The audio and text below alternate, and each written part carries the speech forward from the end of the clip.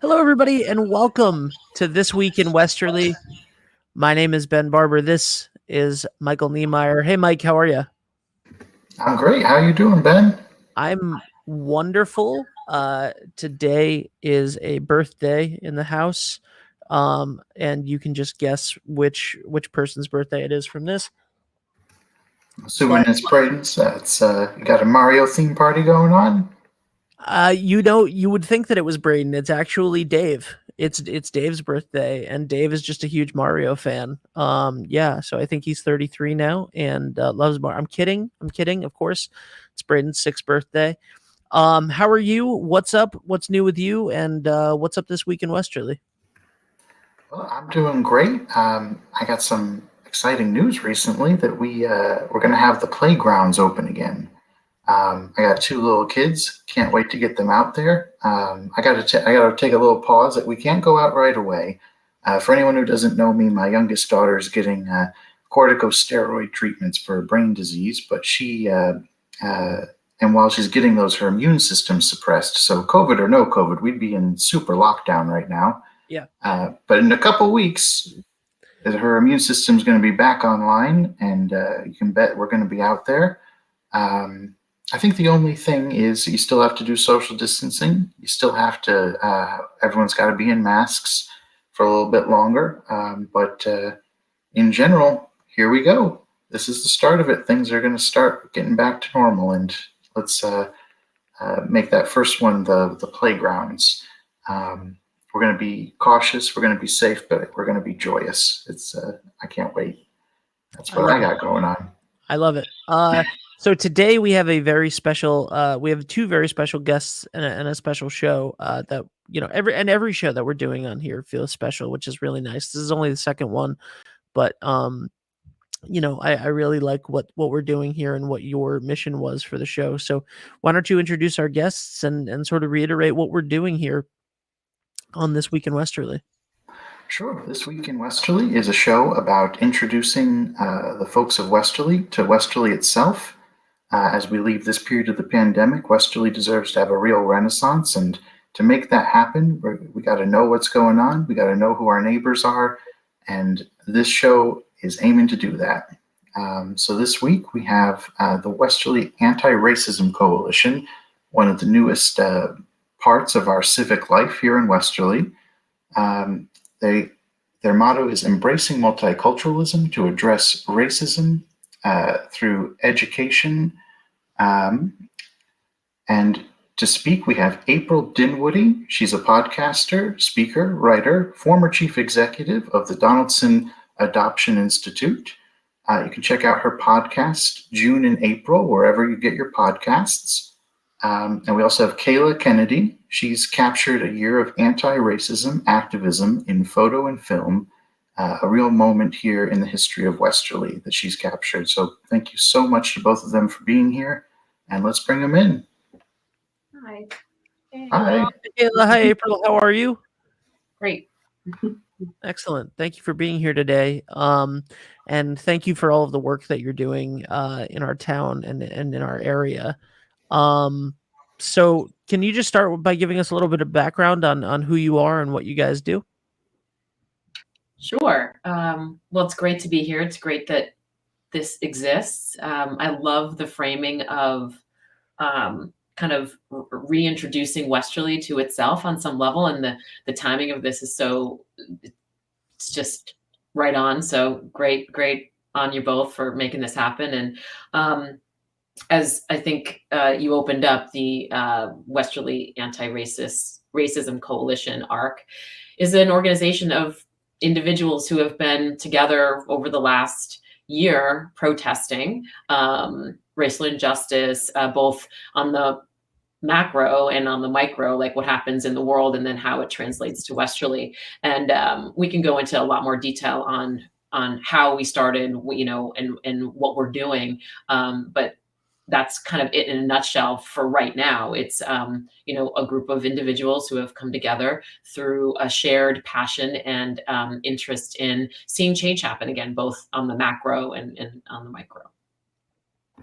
That's wonderful. Thank you so much for sharing that. And I wondered if you could share with our audience what kind of goals your organization has for Westerly. What changes do you want to see in this town, or what kind of activism do you want to be known for? Well, I'm gonna let Kayla jump in here too, but I think it's, for me, it's a real thoughtful approach to addressing a very complicated problem, right? And that, what that looks like, especially in a town like Westerly that has a long history, and a not so far away history of racism, like full-on racism in terms of Ku Klux Klan rallies, card-carrying members of this community that were, was a big part of this community at certain points. The history will tell you that. Fast forward to today, which is you don't change that level that quickly, that level of thinking, I don't think, within a community. It doesn't mean that everyone is racist in Westerly, to be clear. It just means that there's, from there to here, there's some gray stuff, and there's some gray area that has happened, and we want to make sure we get a little bit clearer on that. So I think for me, one of the biggest goals is a very thoughtful approach, and in some ways a compassionate approach on some level. And I know Kayla has some thoughts on this, and she's been a real inspiration to me, and how she frames things literally and figuratively through her work as a photographer and an archivist. So Kayla, I'd love for you to share as well. Yeah, I think there's some definite problems when it comes to race in this town, and I think there's no way to move on from a problem without addressing it and general acknowledgement of it. So by us protesting, we're bringing attention to the fact that there are some injustices in this town, and some people, I think what I thought was happening in this town before I started protesting was people knew that there were injustices, but they didn't try solving it. But what I've learned is some people don't even know that we do have racial injustice in this town. And that's been a teaching moment for me, and it's helping me teach other people. So I'm hoping that by just general acknowledgement and general baseline learning, hopefully we can get to a better spot. That's my goal. Yeah. Definitely. I mean, you can't address a problem if you don't know it's there, and thank you so much for bringing that to folks' attention. I wonder if you could cover the history of your organization. How did this form? I know that we've had a year of anti-racism protests just about in this town and across the country. Did it start before that? Did it start during that? How did this group come to be? So our protesting started right after the death of George Floyd. We started doing Black Lives Matter protesting downtown. And from that, we every Sunday after that, we kept protesting because, like April talked about macro and micro, we were addressing a macro problem, but while doing that, we were understanding that there's micro problems here in town. So we protested every single week, and that led to a group of us forming from that. Yeah, and I think it's so important to kind of think about the way these things like actually work, right? So there was a lot of emotion around the death of George Floyd and Ahmaud Arbery and many other folks that came before those two gentlemen, Breonna Taylor. There was a lot of emotion and energy around that. There's a national organization, a Black Lives Matter organization. We are not an affiliate of that organization, right? There are two different things. It's very important people understand context, right? The movement, Black Lives Matter, and the organization are two different things that are linked. Just to be clear, we are not a Black Lives Matter organization. That is a process by which you form an organization that is attached to that national organization. However, we do believe that Black Lives Matter, right? And we do believe that it is important to kind of take that as a core belief and then bring it out into a broader view in terms of any marginalized community really needs to have the psychological, emotional, and physical protection in the place in which they live, right? And in place in which they work.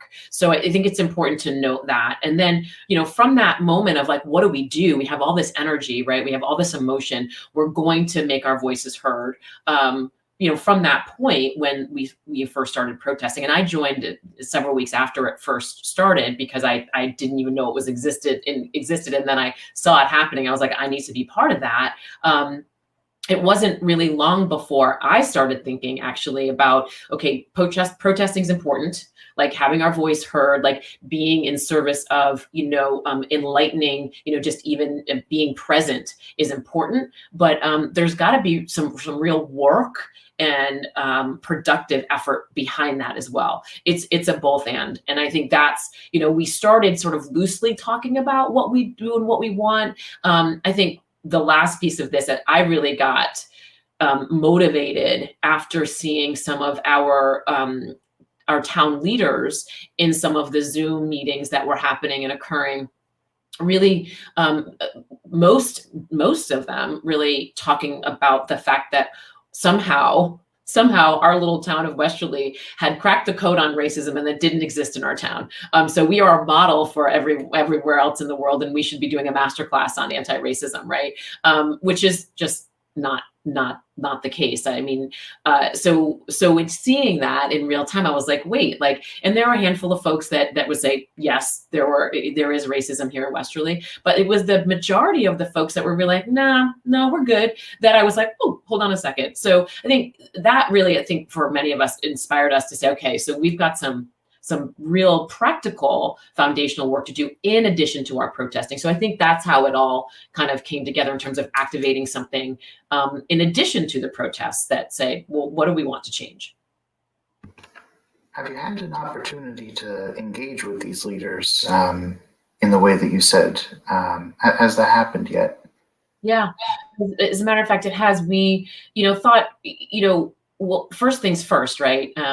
We've been given a window into the thinking of the leaders in real time. We may have thought we knew what we knew. We didn't know until we heard it, right? We said, okay. So it looks like leaders like maybe have an opportunity to learn a little bit more about the real-time experiences of persons of color in Westerly, and to kind of create some space to discuss some of these things that are really hard, right?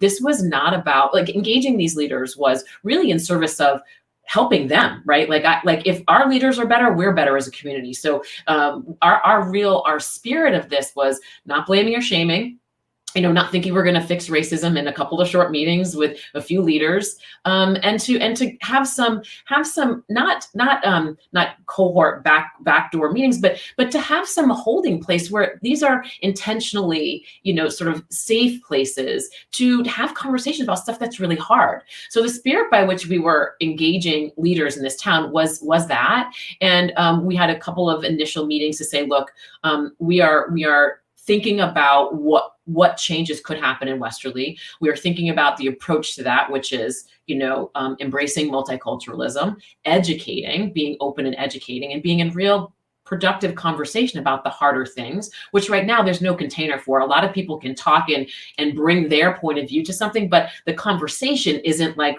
as robust enough, I don't think, for it to be as productive as it could, and really to then empower our leaders who we count on to be in better service of this big national opportunity to really like look inward and to determine what makes sense. We've had I think three meetings now. There's been a great response. To be honest, for those who have shown up, we were encouraged. Yeah, right. We were encouraged. Mm-hmm. Yeah. There was a lot of heartfelt, I think, connections that were made between us sharing experiences and them hearing and them sharing their own experiences. Yeah. That's so wonderful to hear. I'm glad that these heartfelt connections are being made. It's part of the ethos of this show is making connections, and the fact that our two organizations kind of share that ethos is nice to hear, and it's nice to hear that you're making those. And you mentioned personal experiences. You two are here representing an organization, but you're also two members of the Westerly community. You're two threads in the story of Westerly. I was wondering if you could share with us what your experiences in Westerly have been like. Yeah, so I am a lifelong Westerly resident. I'm actually adopted into a white family, so that's something about my story that feels kind of prevalent when discussing, I think, my racial journey. And I've had some difficulties, I think, in this town. I think I've experienced some of the best things this town has to offer, but as a Black woman, I've also experienced some of the worst. I've had interactions that are racially charged with teachers and presenters and with classmates, and it's been hard. I had a difficulty going through the school system and feeling like I was seen and listened to, and like I was even a person that was worthy of being there. That was hard sometimes, definitely. Yeah. So Kayla and I share the connection to transracial adoption. I was adopted into this community as a baby, and it's really the center of my gravity here. I mean, it's a really interesting intersection of a place that you love and hold so deep in your heart, and then also a place where you've had really challenges that were oftentimes hidden in plain sight, right? Like people would hear some of what I would play back to them as a grown up or as a young adult and say, well, I didn't notice that, I didn't see that. And when I think about the history, when I was referencing earlier, the sort of the darker history of our town, and many towns like ours, we're not unique in that respect. And then to the subtle relics of that. That were not noticed by other folks, but then very much assaults on me, emotional and psychological assaults. And it was hard to even know how to play that back as a kid, right? You're just trying to be a kid. And there's a lot more to that, but I'll also just say that, kids have good instincts. And I remember certain times where I was getting a little too much attention or not enough attention, and how that played out, as we look now, because it's personal anecdotal history. And, to be able to share that here is really of great value, but also it creates a lot of vulnerability. So I just want to make sure that folks who are listening to our experiences, really, really think about that. But the other piece of this is there's real data that shows that in the state of Rhode Island and other places around the country, as the national averages, that Black and brown kids are suspended at a higher rates than their white peers. And the truth is, in 2016, 2015, minority students made up 40% of the population in Rhode Island, and they accounted for 54% of the in-school and out-of-school suspension. So that disproportionality is real. So you hear anecdotal stories, and then you also see data that there is a different way in which now I don't know the data for Westerly, right? But that's part of what A.R.C wants to do, is kind of look into that data. Yeah, the process tracing and the raw data, that's so important. And thank you so much for sharing your personal experiences. That's so important too. And I appreciate that vulnerability and that willingness. Thank you. I wanted to ask you about a topic that's appeared in some of the community forums recently. It's the notion of teaching critical race theory in schools. There are parents who are worried about it and have expressed that concern. I was wondering if you could address some of what we're hearing about that. Yeah, well, when you think back over time, right? I'm of a different generation than Kayla, and we both had similar experiences in school. Then you think about what it looks like for educators to be mindful of some of these real-time experiences, and then how they link back to lesson plans, curricula, and then you have to put that, you have to juxtapose that next to history, and next to what we know has been removed from a lot of what children and young people are learning in schools. So critical race theory brings in like something that has been long missing from our experiences as students, all students, in terms of contextualizing what happened in history about differences of race in sharply worded, enslavement, the treatment of Black and brown persons in this country, and the history of how many of us in our generations and our legacy and our folks came here, right? So I feel like there's that. It's like very simple, like that's missing from so much of the work that happens in schools. The other piece of this is people have to be prepared to teach it, right? There's got to be a confidence in teaching it, and a will and a skill to teach it. And I think you really got to make sure that leaders in education in this town as well, which I think there's a lot of will and some skill, but there's still a lot of complexity at meeting the moment where parents are coming in and saying, this is wrong. There's just a ton of work to do. And not that many folks are that practiced in having nuanced, productive, not unemotional, but less emotional conversations about these things, because we don't know. We haven't been taught ourselves. So we do need to kind of think about this as a holistic thing, and go slow to go fast, right? This is urgent. But yeah, we can see what happens when towns and school districts go too quickly and haven't really done all of the work in service of of meeting all students, right? In a way, and especially protecting the physical, psychological, and emotional safety of kids of color. Has your group engaged with educators or administrators or the school committee on this topic at all? I know you said there's a lot of work to be done. Are you involved in that work? Well, here's what we found out and this is the whole point of our meetings were really about, here's what we're thinking. What are you doing? Right? Like, what's going on with you, both in your professions and in your, your personal life? Have you read a great book? Are you in the schools, in the schools that you are operating within, doing some of this work? And, what, like, loosely, we heard that there is some work happening. There is some work being done, and that's very positive. And also I feel like there's also no denial that this is hard.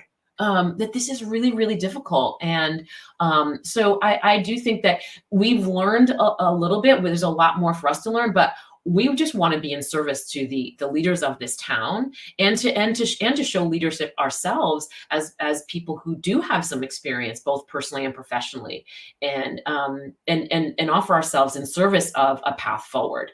We don't have all the answers, for sure. We know that this is hard and emotional, but I do think the spirit in which we're approaching this is, let's make sure we understand anecdotal evidence. Let's look at data, and let's figure out how we do some things together, to make things better and to make things safer for everyone in our community.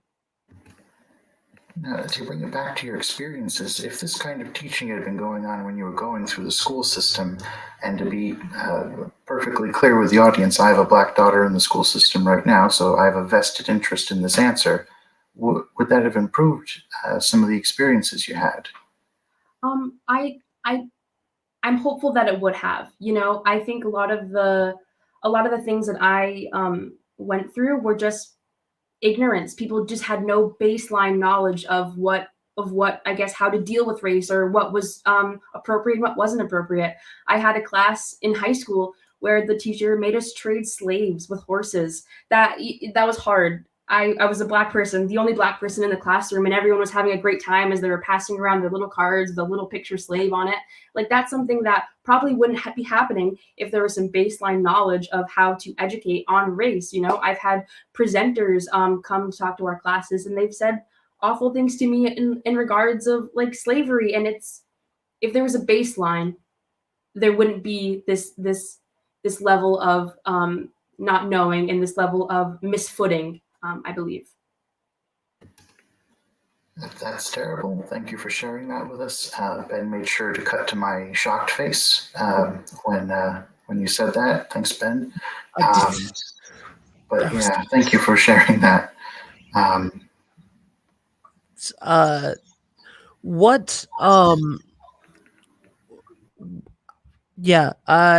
There's April, something that you said about not having all of the answers, right? I think that sometimes I think that the answers are less important than being willing to ask the questions, and I think that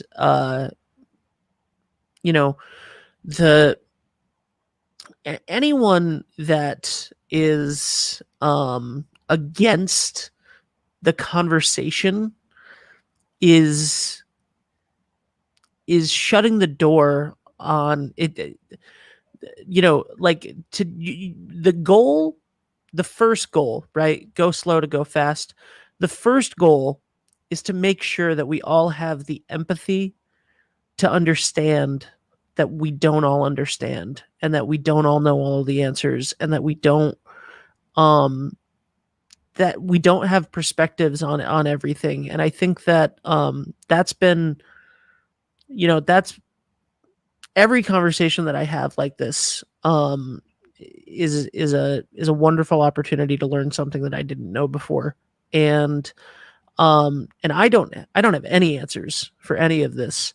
But I have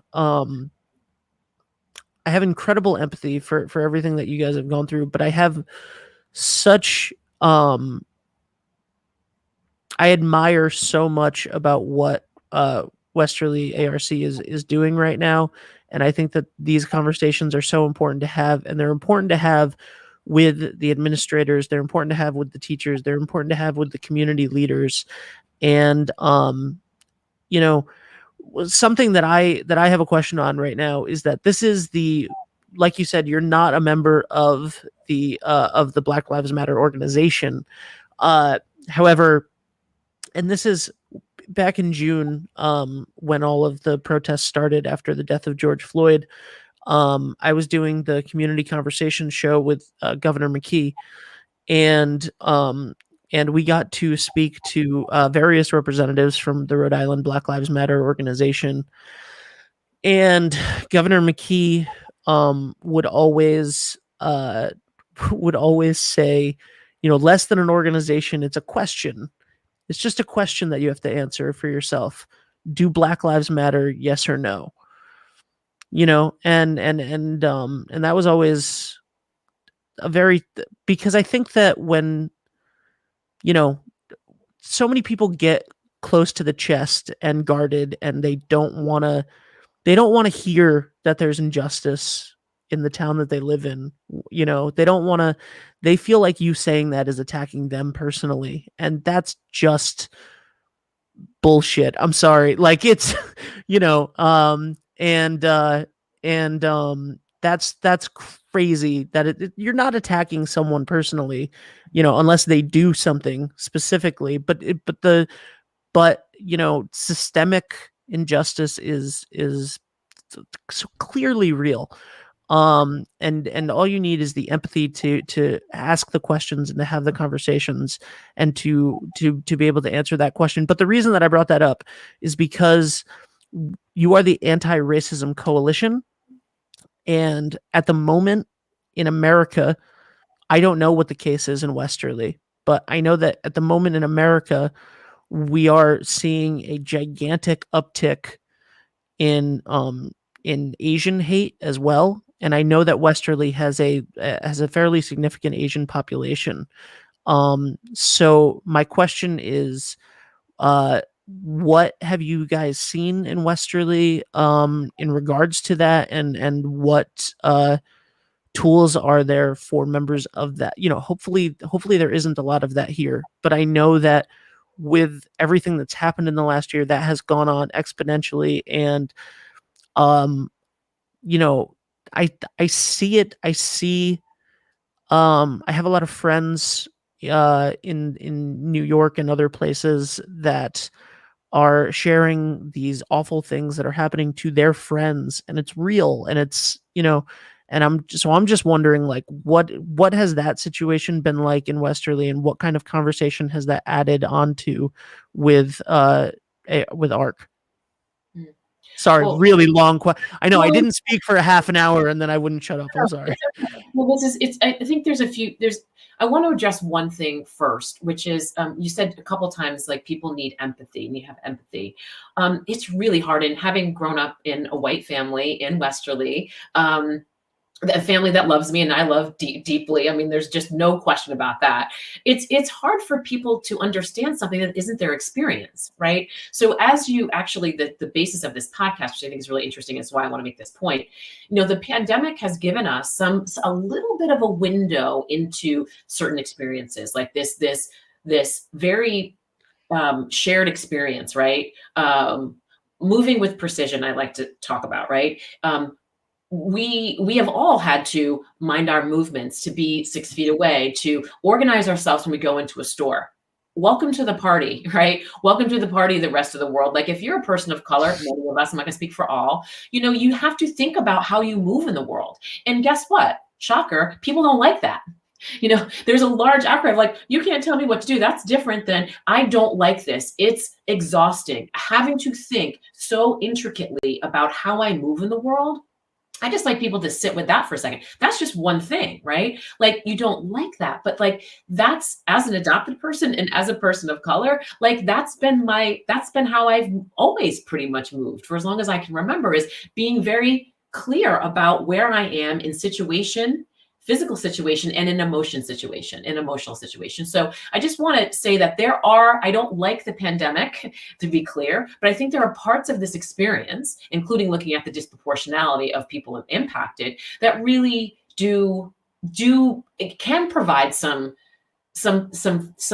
thinking and some feeling about that. And then to address the issue of Asian hate, look, it's across the board.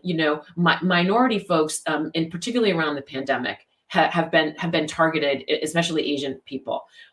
For me, it's like show your community members who are in business in this town. Show them more love. Like show up with a good word, and just acknowledge the fact that even though we're not seeing that in this town, and I hope we don't, but there's subtlety to it. There are ways in which, people have laughed at the Jay Leno jokes and pulled their eyes to the side. I mean, these are things that happen, and we can't just simply think that it's just the big things where someone is physically injured that matter. It's the microaggressions, it's the small things. And I just like, do your reading. We did a little bit of and we can share this with you, a little bit of a few resources we like. We can share that with you. You can put it through your channels, but also it's just like holding some space for people that are hurting. Thank you so much for telling us all about this work you're doing. I want folks to know what is coming up with you and what events you have going on next, so that they can get involved if they want to. Well, so every Sunday there's a protest on the post office steps from 10 to 12 if you want to come join us. We have live presentations, we have speakers, we have music, and it's a great community time. And hopefully soon we'll be having a resource where we can have more of these multicultural events, so people can find them and they're easy to access. And if you want to help celebrate a community, you can find it in that place. Yeah, and we're really hoping that the energy that we've gotten from some folks in town leadership will really amplify, and that we'll be in real close partnership with the leadership of this town to pull together what is already happening, right? To celebrate what is already happening, to add on to that, to create some more containers for community conversation, to talk about the hard things, and to be in conversation with one another about what's hard, as we take a critical look at what is happening, and how we can make it better. We know that we can't. We love Westerly. We love Westerly. There's so many parts of Westerly that we love, and we want to keep the same, but like we have to embrace change for what we know is coming. We have the United Theater coming. We've got like amazing things that have already been happening at our libraries, our churches, our community centers, that we want to amplify that. We want to grow it, and we want to make sure that people are also having the space for the critical conversations, the harder conversations. Right next to the celebration is the compassionate conversation that has to happen around what can make this town better ultimately. I think that feeds in so well to my follow-up. My final question I like to ask folks: what do you hope for Westerly's future? We've spent a lot of time talking about the past hundreds of years of Westerly history, but we have hundreds of years ahead of us. How do you want to shape it, and what do you hope for this town? I don't know. I hope compassion. I think I definitely hope for some compassion. I hope for some, if we're to be honest, this problem won't be changed in weeks and months and years in my lifetime. It's not going to change so drastically that it's completely better. But hopefully in the future, there will be less problems when it comes to this. There's more acceptance, there's more love, there's more compassion. I think that's my general hope, I think, for this place, this Westerly town. Yeah, that's for me too. And also, you know, we have a big opportunity. I keep saying small town, big opportunity, right? When I first saw the protests happening, and I literally had to pull my car over, and I was in tears. I was so full of emotion that this was happening in the town that I loved. I'm back after 20 some odd years of not being here regularly, you know, and for this amount of time. And I thought, gosh, like I really didn't expect it. And there are big changes that are happening and need to happen, but it's the small towns, it's these places. And as much as I've seen the confirmation that there are some folks that really do have a problem with, you know, the realities of the lack of protection that some persons of color have nationally and in this small community. I've also seen a heck of a lot of folks come and show love. And, you know, my mom and her church ladies, friends, and these people that I've grown up with my whole life, you know, have come down to the protest and have told me stories and shared things I didn't know before. So as much as I see, you know, what needs to change, I'm also seeing so much of what has changed or what's always been there just hasn't been brought to sunlight. And so I think it's all about love. It's all about compassion, and it's about accountability too. And I think all of that can live together without there being too much fallout, and to keep and to avoid what could happen, which is something more dramatic, something less safe for kids. So I think we're on a really good path, but I do think there's it's going to take all of us coming together in ways that we haven't yet, that I'm hopeful for. I hear a beautiful hope for compassion, a loving hope for change, and I love to hear it. Thank you so much for joining us this morning, this week in Westerly. It's been a pleasure to have both of you. Thank you, guys. Thank you. Thanks for doing this and for all you're putting into the community. We need you. We love you, and hopefully we'll see you again soon. Come and join us on the post office steps too. Join us. We'd love to see you. Back to you a million times over. As soon as my daughter gets her immune system back online, we'll join you. You take care. Lots of love. They were incredible. They were. They were incredible. Please, guys, go, whoever's watching this, whenever you're watching this, you know, go follow on social media at Westerly A.R.C. Check out what they're doing Sunday mornings on the steps of the post office. And I know you and I reconnected because of the work that I was doing at Christ Church. And when we were moving to in-person services, opening back up again in September, I would go, and these two wonderful ladies who are both retired now would like open up the church in the morning and then go to the protest before the or go to the rally. You know, that they would they'd have their signs and their masks, and they would be so happy to be a part of it. And that was really nice to see on because it's, you know, and you know this, and as they just said, like, all the time is the time to be talking about this, not just when something terrible happens, not just when a tragic event happens, you know, all the time. So having the conversation is the start, and I'm so glad they're having it here in this town. I'm so glad they're engaging with leaders.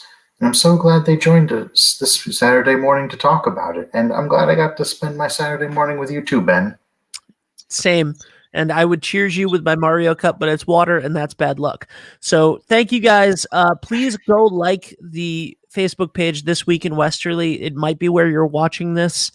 You know, go like This Week in Westerly, please. We will have more shows, more updates, more things about town. Mike, your heart is what's leading this, and I really appreciate that, and I appreciate you, buddy. I appreciate you. Let's be good to each other. Let's be good to ourselves, and let's be good to Westerly. Absolutely. Have a good weekend, guys, and go outside and enjoy it. It's very nice out. Take care. Bye.